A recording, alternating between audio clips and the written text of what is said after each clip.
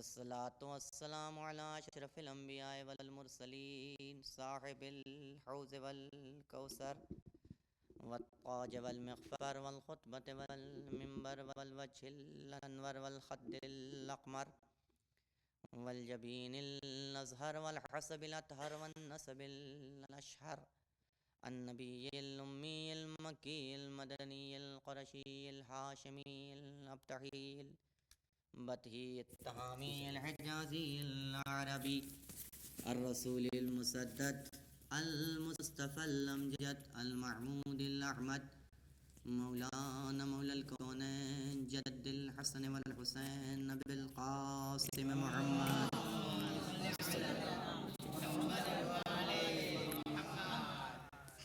وآله الطيبين الطاهرين المعصومين الداعين إلى سبيل الله بالحكمة وبالموعظة الحسنة قادة الأمم أولياء النعم معدن الرحمة سيما بقية الله الأعظم مولانا حجة ابن الحسن العسكري اللهم صل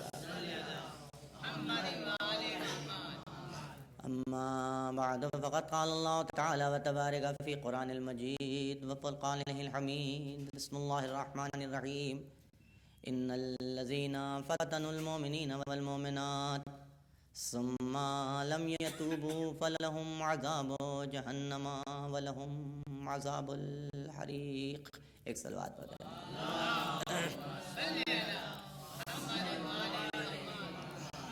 قرآن مجید کا سورہ بروج کی جس کی یہ آیت کہ جسے میں نے آپ کے سامنے عنوان کلام قرار دیا ہے، ارشاد ہو رہا ہے کہ ان الذین فتنوا المؤمنین والمؤمنات، وہ لوگ کہ جو مومنین اور مومنات کے درمیان میں اختلاف پیدا کریں، فتنہ پھیلائیں، فلہم ثم لم یتوبوا، اور اس عمل کو انجام دینے کے بعد انہیں احساس شرمندگی بھی نہ ہو، احساس ندامت بھی نہ ہو، اور اللہ کی بارگاہ میں لوٹ کے نہ آئیں، توبہ نہ کریں، فلہم عذاب جہنم، ان کے لیے جہنم کا عذاب ہے، وَلَهُمْ عَذَابُ الْحَرِيقِ، اور خالی جہنم میں نہیں بلکہ وہاں ڈالے جائیں گے جہاں جہنم کے دہکتے ہوئے شعلے ہیں۔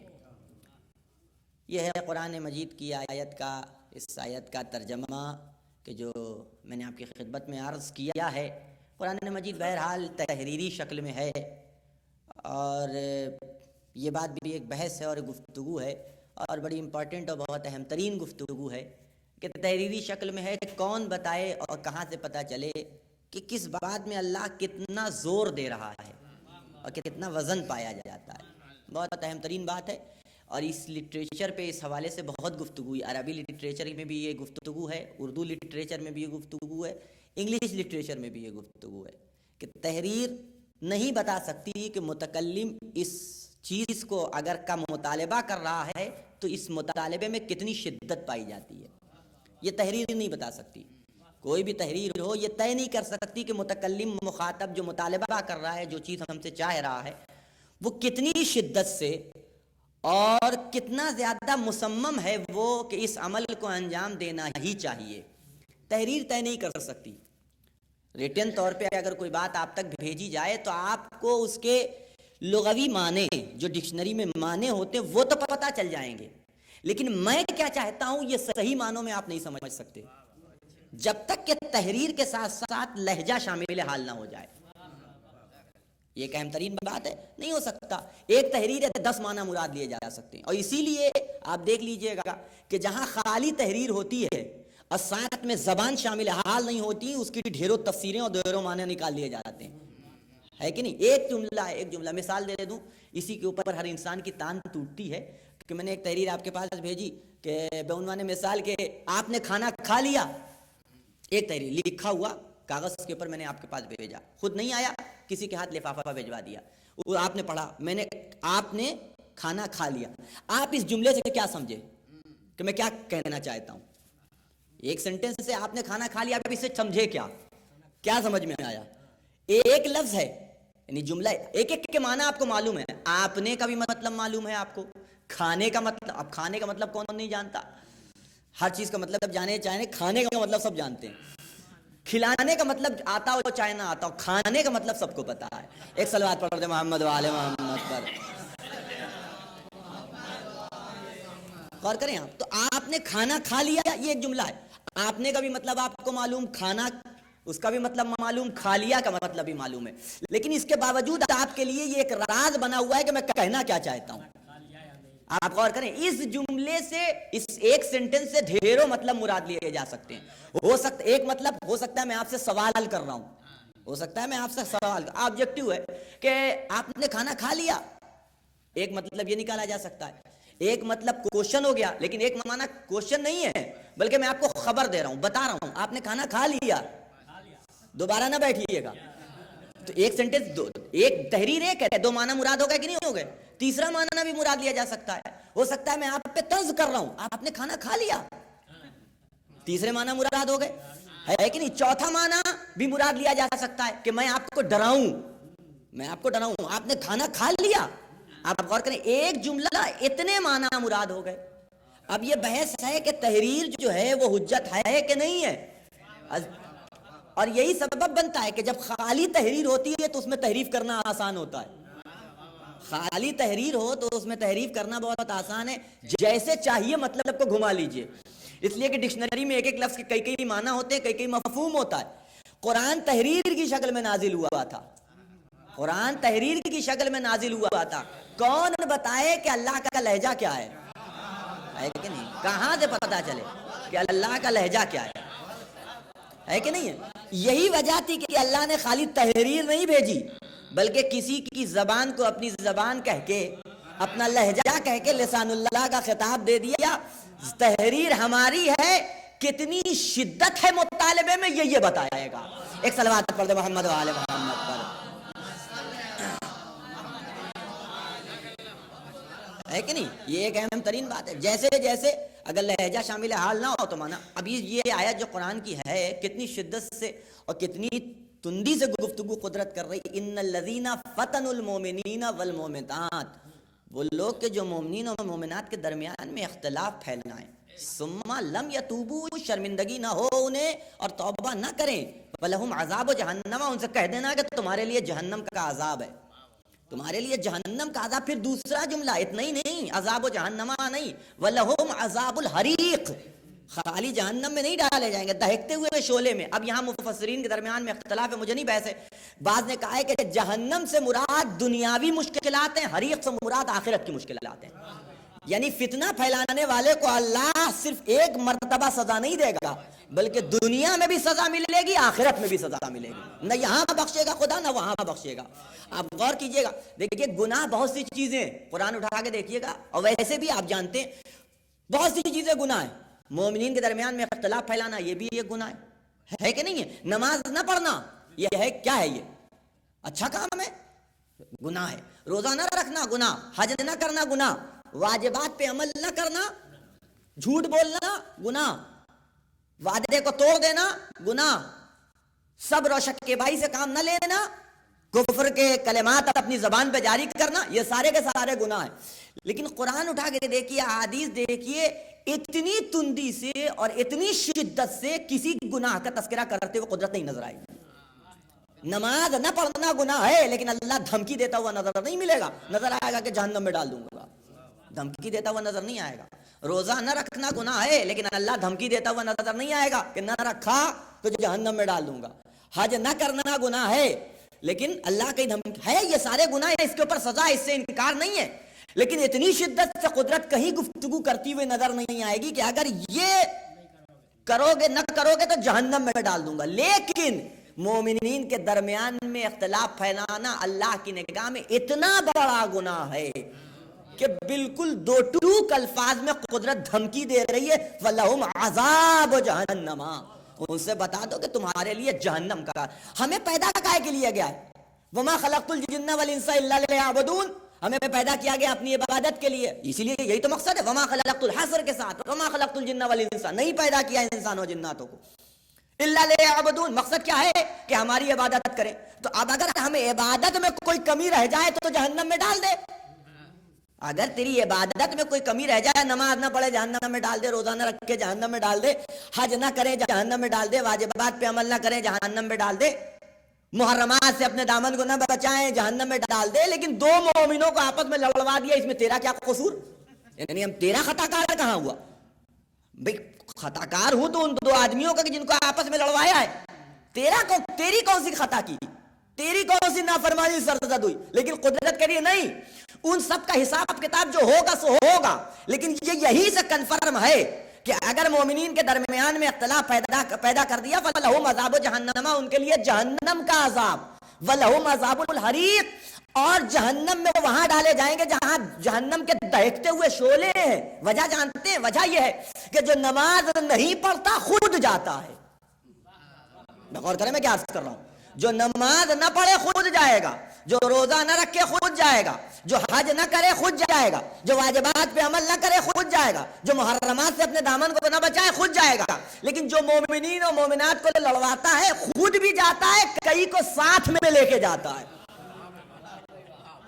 اکیلے نہیں جاتا بھئی، خود تو جا ہی رہا ہے اتنا بڑا گناہ کرنے کے بعد، دوسرے میں مومنین و مومنات کے درمیان میں جب اختلاف پیدا ہوگا، ایک دوسرے کو گالی دیں گے، ایک دوسرے سے لڑیں گے تو وہ بھی تو جائیں گے، تو تنہا نہیں گیا، کئی کو لے کے گیا، توجہ رکھیے گا، کئی کو لے کے گیا، تو قدرت کہہ رہی ہے یہ گناہ اتنا بڑا ہے کہ ہم تمہیں جہنم کی آگ میں جلا دیں گے۔ غور کیجئے گا، اور جتنے بھی لڑوانے والے پوچھئے گا، اگر اختلاف پیدا کرنے ہر جگہ ہوتے ہیں، خاندان میں بھی ہوتے ہیں، قوم میں بھی ہیں، بہت سے لوگ جن کو مزہ کام ہی ان کا یہی ہے، اسی لیے شریعت نے یہ بات کہی ہے کہ کبھی فالتو نہ بیٹھو، فالتو نہ بیٹھو، اس لیے کہ فالتو بیٹھنا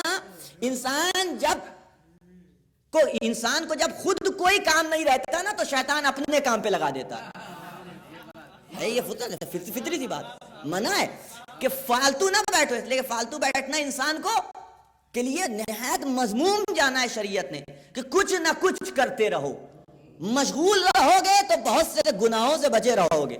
جتنے لڑوانے والے ہیں آپ آزما لیجئے گا، وہ فالتو ہوتے ہیں تو یہ کام کرتے ہیں، جتنے اس طرح کام کرنے والے وہ کوئی کام کرتے ہوئے نظر نہیں آئیں گے آپ کو، نہ ذریعہ معاش کی فکر ہوگی، نہ گھر کے کام کاج کی فکر ہوگی، نہ دین کی فکر ہوگی، گھر میں فالتو بیٹھے تو کچھ نہ کچھ تو کیا ہی جائے نا۔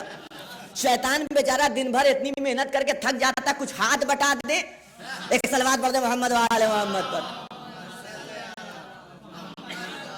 ہے کہ نہیں؟ فَلَهُمْ عَذَابٌ، جتنے ہیں، اچھا اس کے اوپر ستم بالا ہے، ستم آپ پوچھئے کہ تم اتنا برا ہم نے کیا کیا؟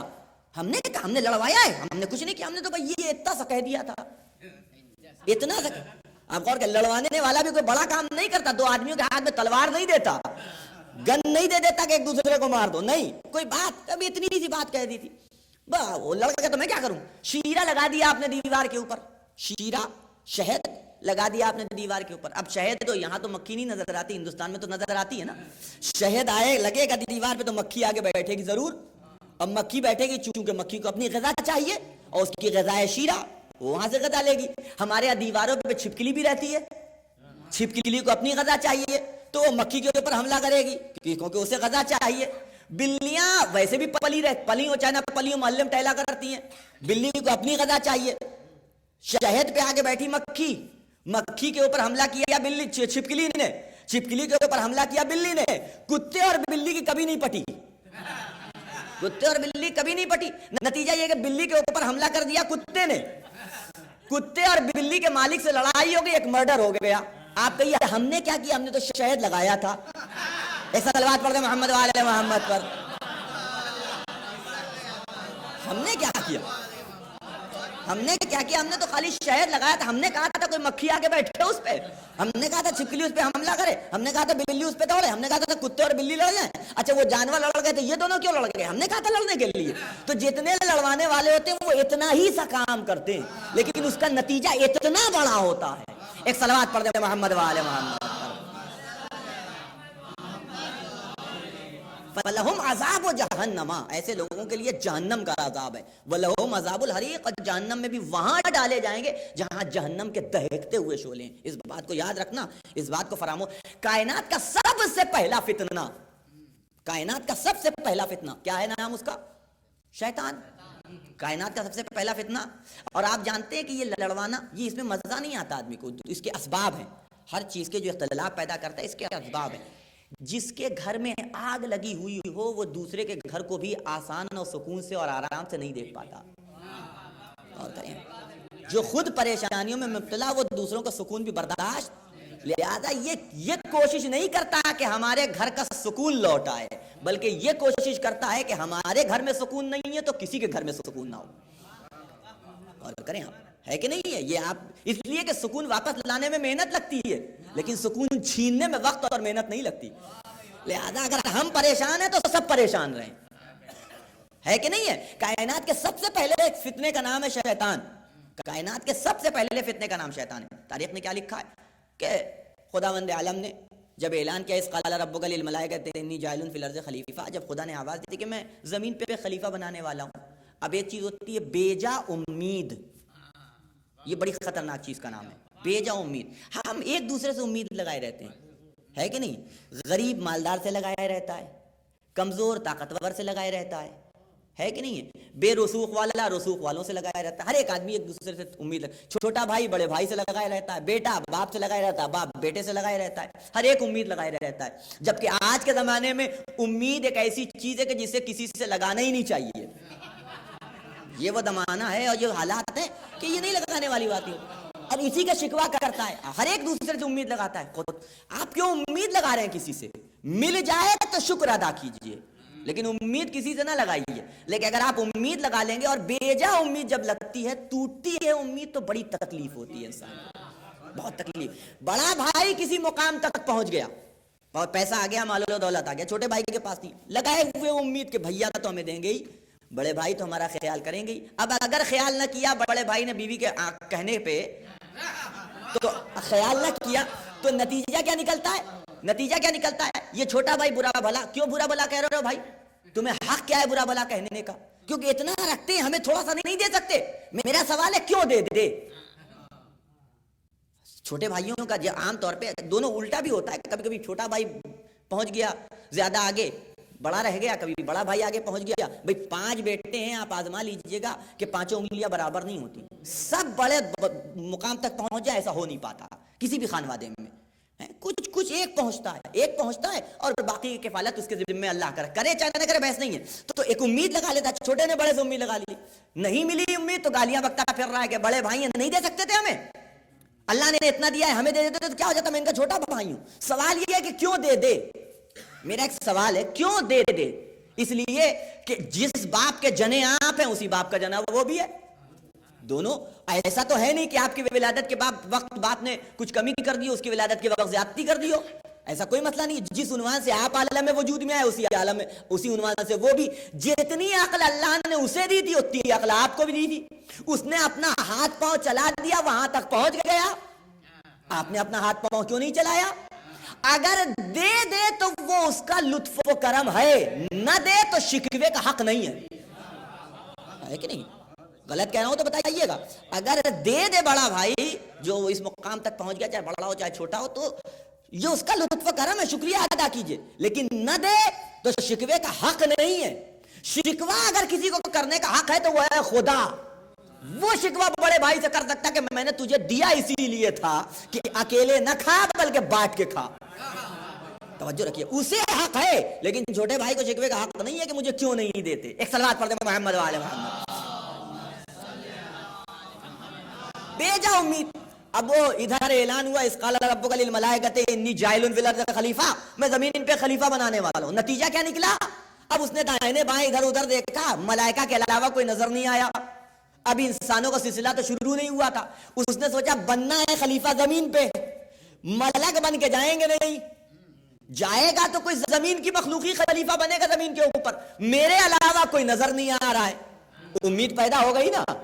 آپ توجہ رکھیے گا، امید مان لی اس نے کہ بھئی اب میرے علاوہ اور کوئی ہے ہی نہیں، میں ہی بن کر کے جاؤں گا. اب نتیجہ یہ ہوا کہ جب امید بن جاتی ہے تو محنت اور زیادہ شروع ہو جاتی ہے کہ نہیں. امید جب بن جائے، اب بھی کسی جگہ کے اوپر بھی کسی بھی عنوان سے کوئی عہدہ ملنے والا ہو اور آپ کو یہ احساس ہو جائے کہ یہ عہدہ مجھے مل سکتا ہے، تو اس معاملے میں آپ کی جد و جہد اور بڑھ جائے گی. کوششوں میں اضافہ ہو جائے گا.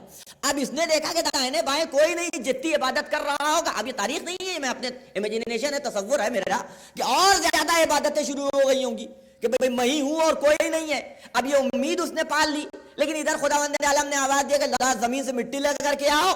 اب اس کا ماتھا ٹھنکا کہ لگ رہا ہے کوئی نیا کینڈیڈیٹ پیدا ہو رہا ہے.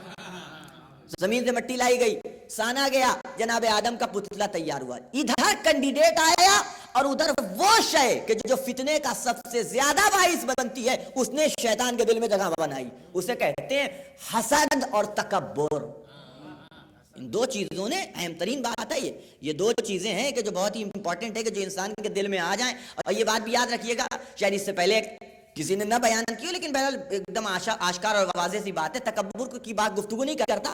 حسد کوئی ایسی چیز نہیں ہے کہ جو باہر سے آ کر کے ایڈ ہو جائے انسان کے اندر. حسد کوئی ایسی چیز نہیں ہے کہ جو انسان کے اندر باہر سے آ جاتی ہے. نہیں, آلریڈی اللہ نے انسان کی فطرت میں رکھا ہے. حسد کو ہے انسان کی فطرت میں, ہے انسان کے نیچر کے اندر. اور حسد کا دل میں آ جانا برا نہیں ہے. حسد کا دل میں آ جانا یہ عیب نہیں ہے, بلکہ حسد کا اظہار عیب ہے. حسد کا اظہار آ جانا یہ ایک فطری سی بات ہے. آج جانا یہ ایک فطری سی بات ہے. ایک فطری سی بات ہے کہ ہمارے پاس نہیں, سامنے والے کے پاس آئے تو ایک طرح کا ایک تصور, ایک خیال, ایک چیز ہمارے دل میں آ جائے گی کہ اس کے پاس کیوں ہے, ہمارے پاس کیوں نہیں ہے. اس پہ خدا عذاب نہیں کرتا کہ آپ کے دل میں حسد آ گیا. عذاب اس پہ ہوتا ہے کہ آپ نے اپنے حسد کا اظہار کر دیا. قل واللہ کی وہ سورہ جسے کہتے ہیں معوذتین میں سے وہ سورہ کہ جس میں اس حسد کا تذکرہ ہے, پڑھیے آپ. قل اعوذ برب الفلق, میں پناہ میں جاتا ہوں. کس کی پناہ میں جاتے ہیں؟ کائنات کے پیدا کرنے والے کی. کاہے سے پناہ میں جاتے ہیں؟ من شر ما خلق, اس کی مخلوق کے شر سے اللہ کی پناہ میں. اور آخری آیت ومن شر حاسد, اور میں پناہ مانگتا ہوں اللہ سے کس چیز سے؟ حاسد سے.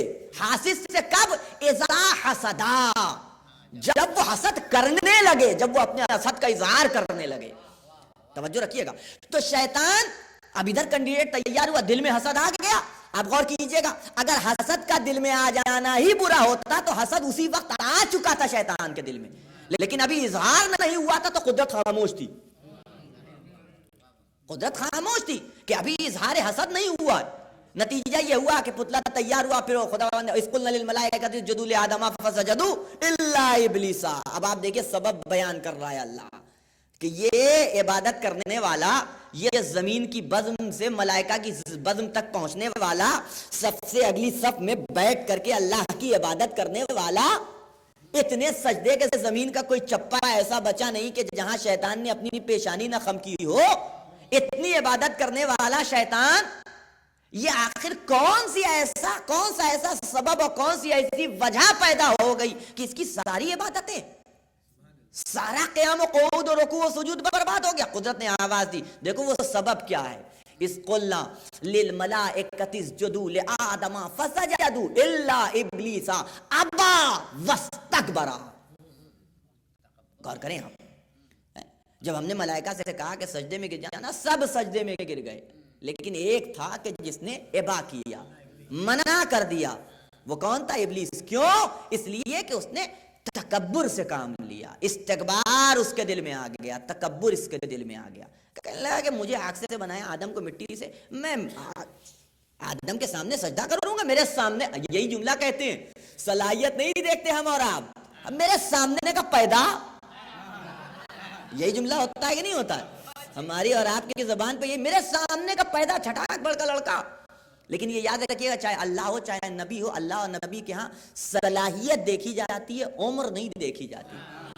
مثال دے دوں میں, جناب ایک جنگ ایسی تھی نبی کی جنگوں میں سے کہ جس میں نہ علی ابن ابی طالب جا رہے تھے نہ رسول جا رہے تھے.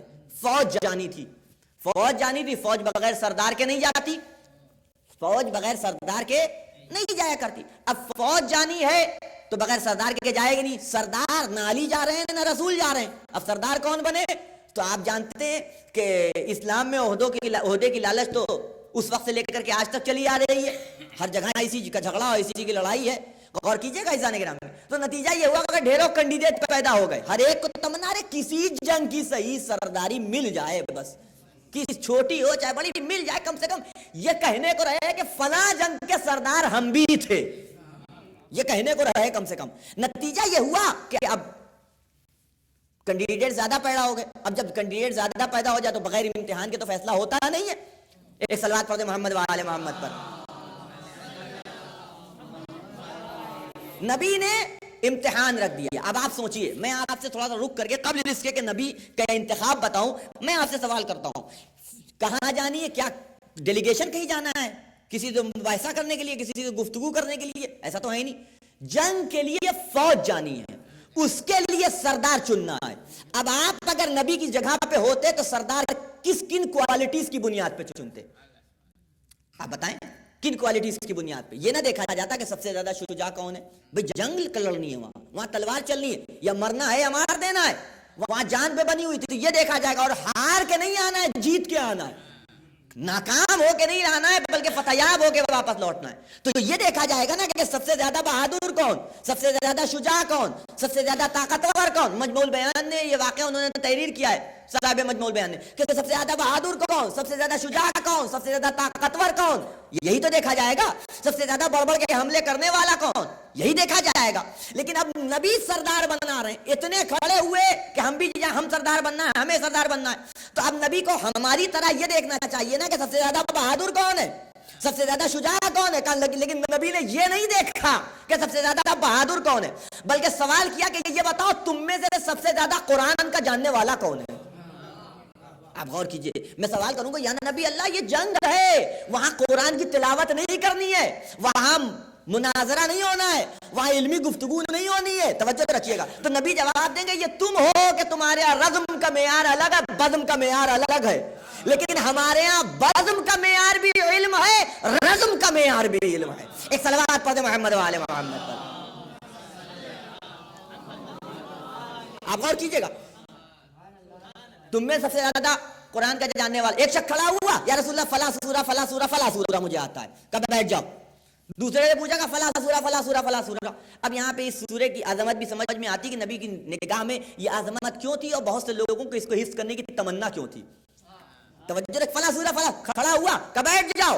آخر میں تاریخ نے لکھا کہ ایک شخص کھڑا ہوا احدث سنن، کہ جو ان تمام میں عمر میں سب سے کم تھا، اور اس نے کہا فلاں سورہ و سورۃ البقرہ، اور میں سورہ بقرہ کا بھی جاننے والا ہوں۔ نبی نے آواز دی اخرجوا ھذا علیکم الامیر، جاؤ اب تمہارا سردار یہی ہے۔ تاریخ نے لکھا احدث سنن، اور یہ بات یاد رکھیے گا کہ ہر چیز کے لیے ظرف چاہیے۔ یہ اتنے بڈھے 80 90 سال کے یہ کاہے کو برداشت کرنے لگے کہ ایک نوجوان کی سرداری میں ہم جنگ لڑنے کے لیے چلے جائیں۔ اعتراض ہوا نبی پہ، یا نبی اللہ یہ تو بڑا چھوٹا ہے۔ وہی اعتراض جو ہم اور آپ کرتے ہیں کہ میرے سامنے کا پیدا، توجہ رکھیے گا، یہ تو بڑا چھوٹا ہے۔ نبی نے آواز دی تم اس کی عمر دیکھ رہے ہو، ہم اس کا علم دیکھ رہے ہیں۔ ایک صلوات پڑھ دیں محمد و آل محمد پر۔ یہی اعتراض شیطان کا بھی تھا، یہی اعتراض شیطان کا بھی تھا کہ میں ساری باتوں ختم کرتے ہوئے، میری گفتگو ختم ہو گئی، آخری بات، اور اس کے بعد میں صاحب پہ آ جاؤں گا۔ کہ مجھے آگ سے بنایا اور ان کو مٹی سے، آگ مٹی سے افضل ہوا کرتی، افضل ہو کے مفضول کے سامنے سر جھکا دوں، اعلیٰ ہو کے ادنا کے سامنے جھک جاؤں، یہ نہیں ہو سکتا۔ اللہ کے حکم کی نافرمانی، خدا نے آواز دی کہ یہ سبب جو بیان کر رہا تھا وہ صرف اور صرف تکبر تھا، اور ہمیں جس چیز سے سخت نفرت ہے اسے تکبر کہا جاتا ہے۔ آپ غور کیجئے گا، اللہ فوراً ذلیل کرتا ہے متکبر کو۔ میرا ایک سوال ہے قدرت سے، ہمیں آپ کے اپنے ایک دوسرے کے علم ہے غیب، دل کے حال نہیں معلوم، ہمیں نہیں معلوم آپ کے دل میں کیا ہے، بڑی محبت سے مل رہے ہیں ہم آپ سے، آپ کو دیکھ کے دل خوش ہو جاتا ہے، اور باغ ہو جاتا ہے، اور یہ ہو جاتا ہے، وہ ہو جاتا ہے، آپ بھی مان لیں گے بھی زبان سے کہہ رہے ہیں تو ہوگا ہے صحیح، لیکن آپ کو کیا معلوم کہ میرے دل میں کیا چل رہا ہے، نہیں نا پتا۔ ہم ایک دوسرے کے دل کے حال سے واقف تو ہے نہیں، لیکن وہ تو عالم الغیب ہے نا۔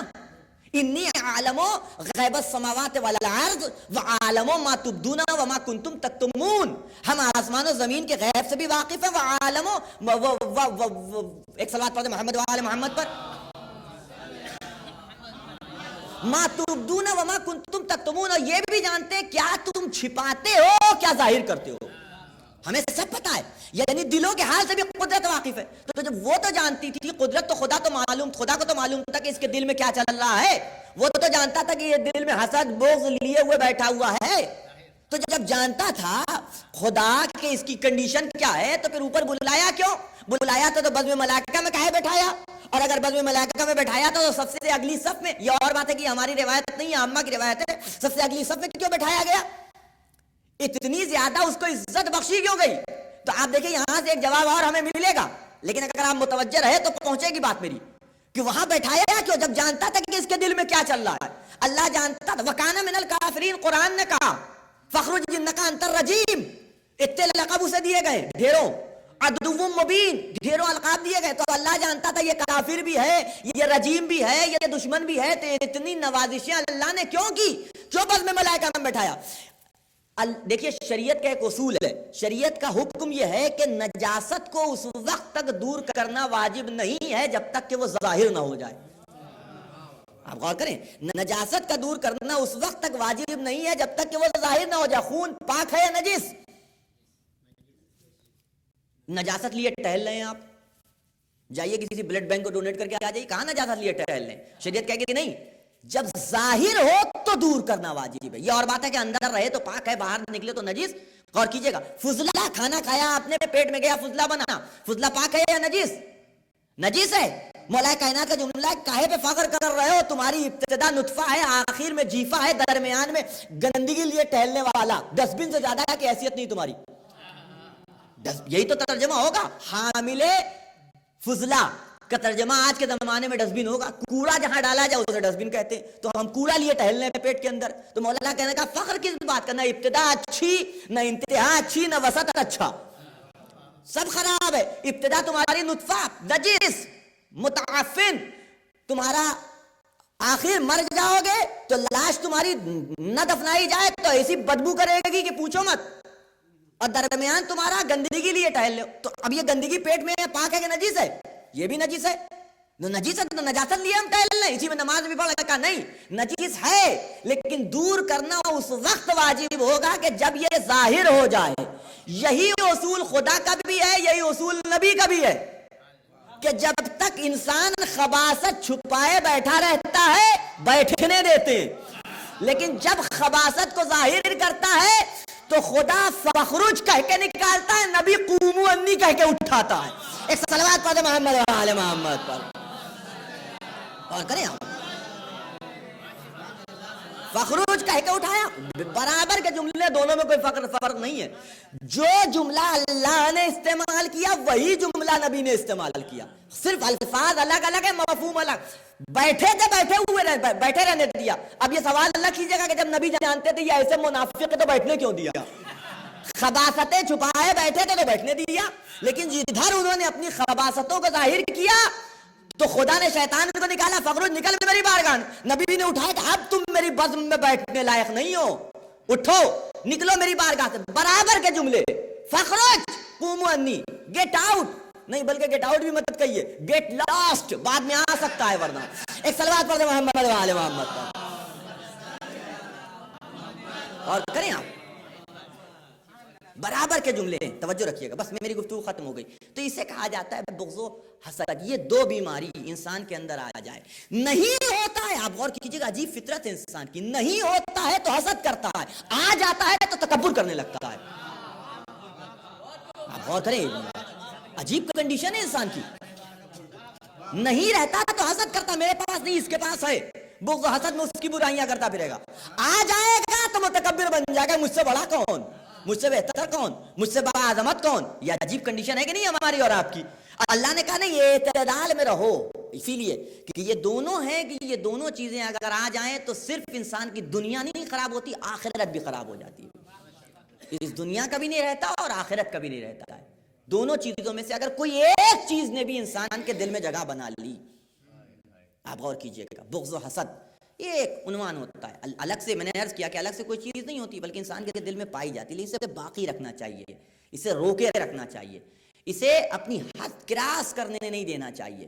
اسی لیے وہ بغض و وہ حسد کہ جو انسان کی ترقی کا باعث بن جائے، اسے حسد ہٹا کر کے دوسرا نام دے دیا گیا ہے غبطہ. حالانکہ کیفیت دونوں کی ایک ہی ہے، فرق نہیں کرتی، کیفیت ایک ہی ہے، بس یہ ہے کہ حسد آ جائے تو انسان کی ترقی رک جاتی ہے، غبطہ آ جائے تو انسان کی ترقی میں بڑھ جاتی ہے، نہیں انسان ترقی کرنے لگتا ہے، بلندی کی طرف جانے لگتا ہے. غور کر رہے ہیں آپ؟ تو اب یہ ہے، اس سے کنٹرول کرنا بہت ضروری ہے. اور اس کی سب سے بڑی کمی ہے کہ اگر کسی نے ہمارا کچھ بگاڑا ہو چاہے نہ بگاڑا ہو، لیکن انسان پھر حدوں کو کراس کر جاتا ہے. اگر کسی کے حوالے سے ہمارے صرف مئی زبان نہیں چلتی، بلکہ اس کے خلاف اگر ہمارے بس میں ہوتا ہے کہ تو اپنے ہاتھ پاؤں کا بھی استعمال کرتے ہیں، اور پھر انسان حدوں کو کراس کر جاتا ہے. اہل بیت کے حوالے سے یہی ہوا، کسی کا کچھ بگاڑا نہیں تھا اہل بیت نے، کسی کا کچھ لیا نہیں تھا اہل بیت نے، بلکہ یہ تو ہمیشہ دینے والے تھے. لیکن چونکہ دلوں میں بغض و حسد آ گیا اہل بیت کے حوالے سے، تو جب تک طاقت نہیں تھی تب تک خاموش تھے. لیکن ادھر طاقت آئی، نبی کی آنکھ بند ہوئی، ہم نے دیکھا کہ ظلم و ستم کے پہاڑ توڑ دیے گئے. کہنے والے نے، یہ میری بات نہیں ہے، بہت اچھی بات کہی کہ اہل بیت کے اوپر ہونے والے سارے مظالم جتنے ہیں یہ سب کڑی در کڑی ہیں. ان کی ابتدا صرف ایک جگہ سے، اگر وہی ابتدا نہ ہوئی ہوتی تو کوئی ایک ظلم بھی اہل بیت پہ نہ ہوتا. اور کہنے والے نے یہ بات کہی اور بڑی اچھی بات کہی، اللہ اس سے جزائے خیر دے، میں صرف نقل کر رہا ہوں، میری بات نہیں ہے، کہ اگر مدینے میں محسن کی شہادت نہ ہوئی ہوتی تو کربلا میں علی اصغر نہ مارے جاتے. اگر علی ابن ابی طالب کے گلے میں رضوان ظلم کا پھندا مدینے میں نہ ڈالا جاتا تو بیویوں کے بازوؤں میں رسن سکینہ کے گلے میں پھندا ڈال کے دیار بدیار نہ پھرایا جاتا. یہ ابتدا تھی کہ جو مدینے میں جس کی بنیاد رکھی گئی، اس کی تعمیر ہوئی ہے، عمارت کھڑی کی گئی ہے کربلا کے میدان میں. بس میری گفتگو ختم ہو گئی. اور کیسے مظالم، آپ سوچئے کتنا بڑا اثر ہے اس بغض و حسد کا. قتل کر دیا گیا، 3 دن کا بھوکا پیاسا رکھا گیا، عاشور کے دن صبح سے لے کر کے عصر کے ہنگام تک 72 افراد کو تہہ تیغ کر دیا گیا. لیکن اس کے باوجود ان کی بدلے کی اور انتقام کی آگ بجھی نہیں. خیموں میں درانہ گھسائے، آگ لگائی گئی، بیویوں کے سروں سے چادر چھینی گئی، دیار بدیار بے مقنعو چادر پھرایا گیا. 4 سال کی بچی سکینہ، اللہ اکبر، 4 سال کی بچی، کسی پہ رحم آئے چاہے نہ آئے، انسان کو کم سے کم چھوٹے چھوٹے بچوں پہ تو بہرحال رحم آ جاتا ہے. چھوٹا سا بچہ ہے، اس نے کیا بگاڑا ہے؟ لیکن تاریخ نے یہ بھی لکھا، 11 محرم کی جب صبح نمودار ہوئی تو شمر ایک مرتبہ ایک ایک کو پانی پلا رہا تھا. جتنے بچے تھے، جتنے لوگ تھے، ان کو پانی پلایا جا رہا تھا. صفیں باندھے کھڑے تھے، شمر ایک ایک کو پانی سے سیراب کر رہا. تاریخ نے لکھا کہ سکینہ آ کے کنارے ایک مقام کے اوپر جہاں صف ختم ہوتی تھی وہاں کھڑی ہو گئی کہ شمر پانی پلاتا ہوا آئے گا تو مجھے بھی سیراب کرے گا. شمر وہاں تک پہنچا لیکن پھر اس نے اپنا منہ پھیر لیا. بچی وہاں سے ننھے ننھے قدم اٹھاتے ہوئی دوسری طرف جا کے کھڑی ہو گئی کہ شمر ادھر آئے گا تو مجھے پانی پلائے گا. لیکن ایک مرتبہ پانی پلاتا ہوا شمر وہاں تک پہنچا، سکینہ کی نوبت آئی تو شمر نے سارا پانی زمین پہ بہا دیا. بچی تڑپ کے رہ گئی. ساری دنیا پانی پانی ہو جائے، ہم اہل بیت رسول کو کوئی پانی پلانے والا نہیں، ہمیں کوئی سیراب کرنے والا نہیں، ہماری کوئی پیاس بجھانے والا نہیں. ہاں عزیزان گرامی، میری گفتگو ختم ہو گئی. تاریخ نے لکھا کتنا کم، بعض روایتوں میں ملتا ہے کہ کربلا میں عاشور کے بعد پانی مل گیا، لیکن آپ سوچئے کہ کتنا کم پانی ملا کہ بچی کی پیاس بجھی نہیں. ورنہ شام وغیرہ کے اور راستے کے درمیان میں جو واقعات ہیں وہ ہمیں نہ ملتے کہ جب شام میں یہ قافلہ پہنچا ہے تو جناب سکینہ بار بار پھوپھی اماں سے شکوہ کر رہی ہیں، پھوپھی اماں پیاس مارے ڈالتی ہے، گلے میں حلق میں کانٹے پڑے ہوئے ہیں، 2 گھونٹ پانی کا انتظام ہو جائے. زینب آواز دیتی ہے، میرے لال پانی لایا جائے تو کہاں سے لایا جائے، ہم پانی کا انتظام کریں تو کہاں کریں. چھتوں کے اوپر بیویاں بیٹھی تھیں. ایک بیوی تھی کہ جن کے کان میں یہ آواز پڑی، آواز دی، یہ بیوی ایسا لگتا ہے کہ یہ بچی پیاسی ہے. کہا ہاں، جب سے اس کا بابا مارا گیا ہے تب سے اس کو کسی نے ایک گھونٹ پانی کا نہیں پلایا. ٹھہریے میں پانی کا انتظام کرتی ہوں. یہ کہہ کے وہ چھت سے نیچے اتری، ایک کوزے میں پانی لیے ہوئے پہنچی. اے بی بی اس بچی کو پانی پلا دیجئے، لیکن جب یہ پانی پی لے تو اس سے کہیے گا کہ میرے حق میں دعا کر دے، اس لیے کہ میں نے سنا ہے کہ اللہ یتیموں کی دعا کو قبول کرتا ہے. زینب نے سکینہ کے نے ہاتھ پہ ہاتھ رکھ دیا ہے، میرے لال ٹھہر جاؤ، پہلے اس کے حق میں دعا کر دو۔ اے پھوپھی اماں بتائیے کس امر کے لیے دعا، کہے بی بی اس بچی سے کہہ دیجئے کہ میرا والی و وارث سفر پہ گیا ہے، صحیح سلامت سفر سے واپس لوٹ آ جائے۔ سکینہ نے ننھے ہاتھ اٹھایا، اے میرے معبود تجھے ہماری غربت کا واسطہ، اے میرے معبود تجھے ہماری بے وطنی کا واسطہ، اے میرے معبود اس کے والی و وارث کو صحت و سلامتی تک کے ساتھ اس کے گھر واپس بھیج دے۔ اے پھوپھی اماں دوسرے کی سمر کے لیے دعا، اے بی بی اس بچی سے کہہ دیجئے کہ دعا کر دے کہ میرے بچوں کے اوپر ان کے باپ کا سایہ سلامت رہے۔ سکینہ نے ہاتھوں کو بلند کیا، اے میرے معبود ہماری یتیمی کا واسطہ، اے میرے معبود ہماری اسیری کا واسطہ، اس کے بچوں کے سروں پہ ان کے باپ کا سایہ برقرار رکھنا۔ اے پھوپھی اماں تیسرے کی سمر کے لیے دعا، کہے بی بی اس بچی سے کہہ دیجئے کہ دعا کرے کہ ہمیں جلد سے جلد مدینے جانا نصیب ہو۔ مدینے کا نام زینب کے کانوں میں اتنے احترام کے ساتھ پڑھا، ایک مرتبہ آوازی بی بی مدینے جا کے کیا کرو گی؟ کہا کیسی باتیں کرتی ہیں، ارے وہاں میری شہزادی فاطمہ زہرا کا گھر ہے۔ آواز دی، فاطمہ تو اس دنیا سے رخصت ہو گئی، وہ تو شہادت پا گئی، کہ اگر فاطمہ نہ صحیح تو ثانیہ زہرا زینب کبریٰ تو وہاں موجود ہے۔ اپنا نام اتنے احترام کے ساتھ جب زینب نے سنا تو ایک مرتبہ بالوں کو ہٹا کے دیکھا تو ماں کی کنیز ام حبیبہ نظر آئی۔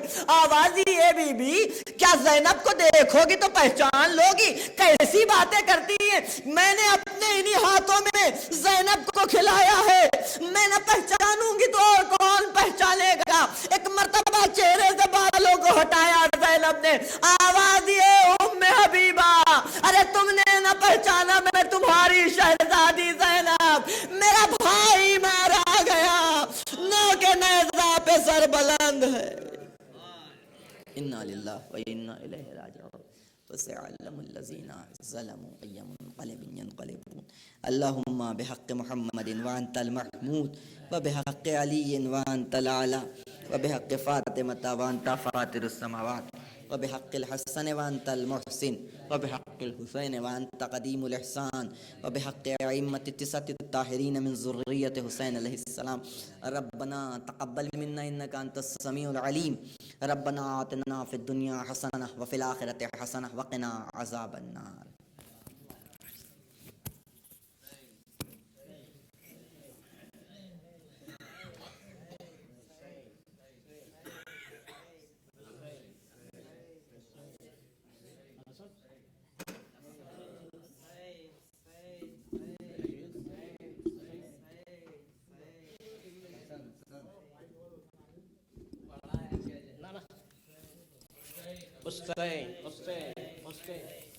تو پرسوں میں نے جارت پہ جو نوحہ پڑھا تھا وہ لوگوں نے ابھی سنا نہیں ہے، بلا جوشیلا اور دردیلا نوحہ تھا، جو ایک دفعہ سن لیں گے تو یہاں انٹرنیٹ پہ بھی یہ مجلس جا رہی ہے تو لوگوں کو معلوم پڑے گا اس نوحے کی طرز کیا ہے۔ ہاں، اور انٹرنیٹ حسین حسین حسین حسین حسین ابھی چلتا حسین حسین حسین حسین حسین حسین حسین حسین بڑا جوشیلا ماتم ہے اور پورے عاشورہ کی کہانی ہے، پورا عاشورہ کا منظر ہے، امام کو کیا کیا تکلیف پڑی وہ دن، بڑا جوش والا نوحہ ہے۔ نہیں اس سے پتہ چلے گا، نہیں یہ خالی تھوڑا سن۔ حسین حسین حسین حسین حسین اے دل بران جعفر تیار الوداع الوداع الوداع اے دل بران جعفر تیار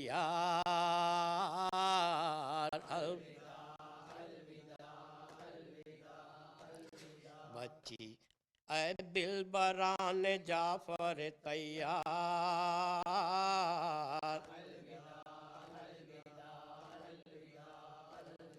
جعفر کا اختصار بڑھانا جہاد میں، جعفر کا اختصار بڑھانا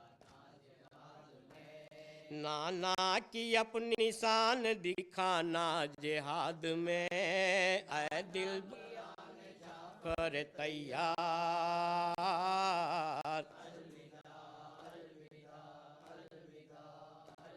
شیر خدا کی بیٹی کے تم دونوں شیر ہو، شیر خدا کی بیٹی کے تم دونوں شیر ہو، میدان میں جاؤ فتح میں اب کچھ دیر ہو، اے دلبران جعفر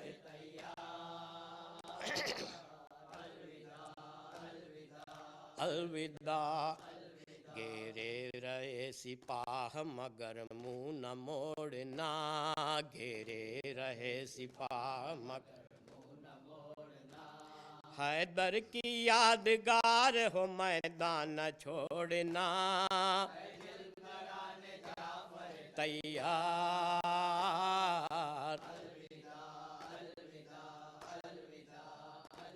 بچوں ضعیف ماموں کو زحمت نہ دیجیو، بچوں ضعیف ماموں کو زحمت نہ دیجیو، لاشیں اٹھائے بھائی کو دنبش نہ کیجیو، اے دلبر نے جعفر تیار،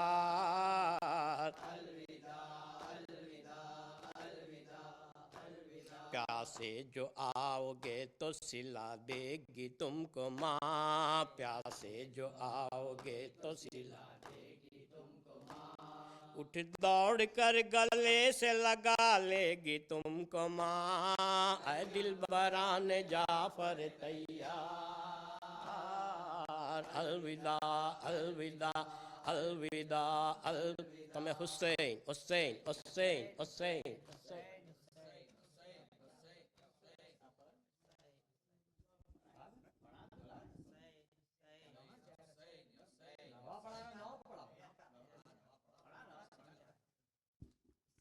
حسین یا حسین یا حسین یا حسین یا حسین، ایک حلق میں پیکاں ہے، ایک سینے میں بھالا ہے، ایک حلق میں پیکاں ہے، ایک سینے میں بھالا،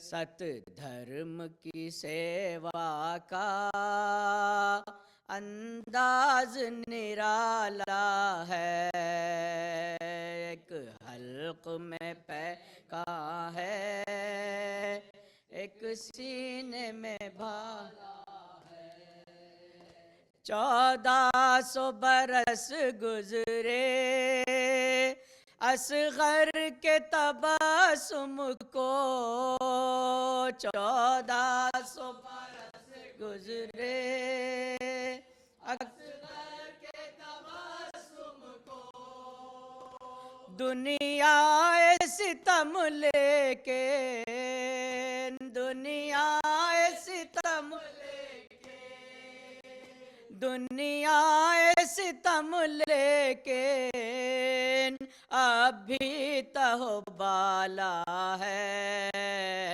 ایک حلق میں پیکاں ہے، ایک سینے میں بھالا ہے، ایک حلق میں پیکاں ہے، ایک سینے میں بھالا ہے، عباس کا یہ احسان اسلام نہ بھولے گا، عباس کا یہ احسان اسلام نہ بھولے گا، ترشے ہوئے شانوں سے، ترشے ہوئے شانوں سے پرچم کو سنبھالا ہے، ایک حلق میں پیکاں ہے، ایک سینے میں بھالا ہے،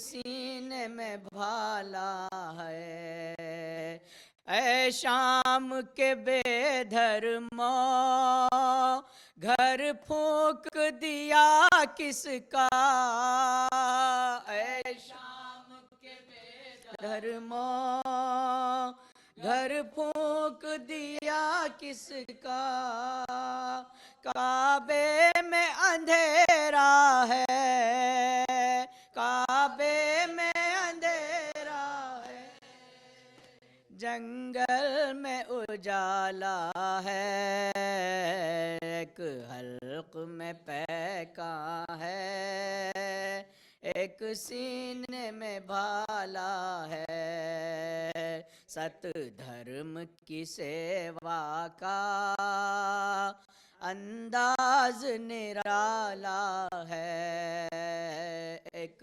حلق پیکاں ہے، ایک سینے میں بالا ہے، یا حسین یا حسین یا حسین یا حسین یا حسین۔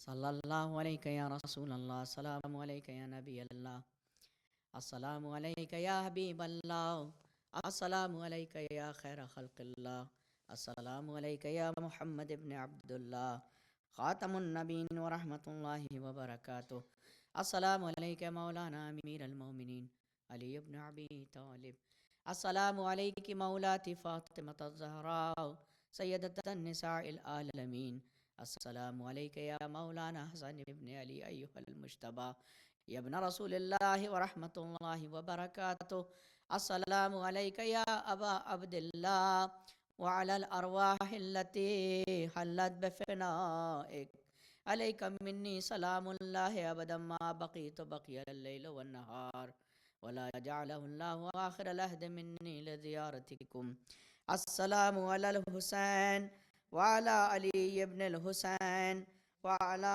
اولاد الحسین وعلی اصحاب الحسین، خصوصاً سیدی و مولائی ابا الفضل العباس وقت کا زینب و بنت کا سکینہ جمیعاً ورحمۃ اللہ وبرکاتہ، السلام علیکہ یا وارث آدم صفت اللہ، السلام علیکہ یا وارث نوح نبی اللہ، السلام علیکہ یا وارث ابراہیم خلیل اللہ، السلام علیکہ یا وارث موسیٰ کلیم اللہ، السلام علیکہ یا وارث عیسیٰ روح اللہ، السلام علیکہ یا وارث محمد حبیب اللہ، السلام علیکہ یا وارث امیر المومنین ولی اللہ، السلام علیکہ یا ابن محمد المصطفیٰ، السلام علیکہ یا ابن علی المرتضی، السلام علیکہ یا ابن فاطمۃ الزہراء، السلام علیکہ یا ابن خدیجۃ الکبریٰ، السلام علیکہ یا سار اللہ و ابن سار والمتر الموتور، اشہد انک قد اقمت الصلاة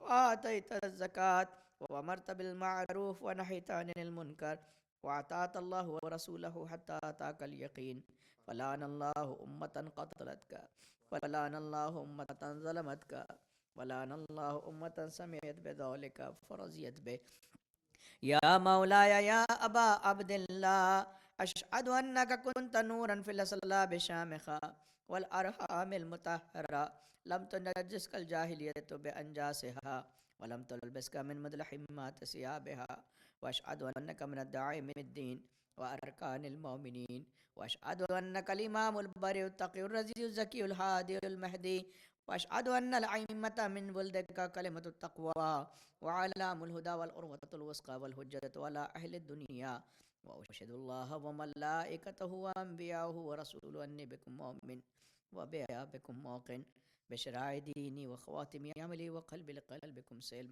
وعمر لعمرکم متبع صلوات اللہ علیکم وعلى ارواحکم وعلى اجسادکم وعلى اجسامکم وعلى شاہدکم وعلى غائبکم وعلى ظاہرکم وعلى باطنکم، زیارت حضرت شہزادہ علی اکبر، السلام علیکہ یا ابن رسول اللہ، السلام علیکہ یا ابن نبی اللہ، السلام علیکہ یا ابن امیر المومنین، السلام علیکہ ابن فاطمۃ الزہراء سیدۃ النساء العالمین، السلام علیک ابن حسین الشہید، السلام علیک ایھا الشہید وابن الشہید، السلام علیک ایھا المظلوم وابن المظلوم، لعن اللہ امتا قتلتک ولعن اللہ امتا ظلمتک ولعن اللہ امتا سمعت بذلک فرضیت بہ، السلام علیکم یا اولیاء اللہ وحباہ، السلام علیکم یا اصفیاء اللہ ووداہ، السلام علیکم یا انصار دین اللہ، السلام علیکم یا انصار رسول اللہ، السلام علیکم یا انصار امیر المومنین،